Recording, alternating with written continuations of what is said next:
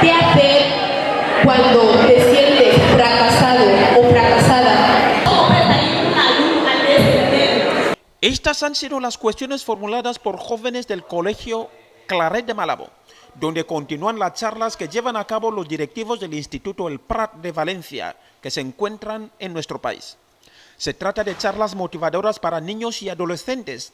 Vicente Rico Ferrer y Juan Carlos Luque Llamas encabezan la comitiva e interactúan con los alumnos de este centro, teniendo presente la principal cuestión que les hizo llegar a la República de Guinea Ecuatorial. Estáis en el momento de tomar decisiones. Recordad, si no tomáis vosotros las decisiones en vuestra vida, el tiempo, la vida, la sociedad tomará las decisiones por vosotros. Y seguramente las decisiones que tomen para vuestra vida no os gusten. Tenéis que estar preparados para superar los obstáculos.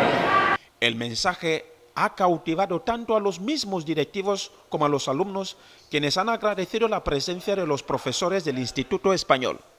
Somos una institución abierta y creemos en la interculturalidad. En cualquier momento estamos abiertos.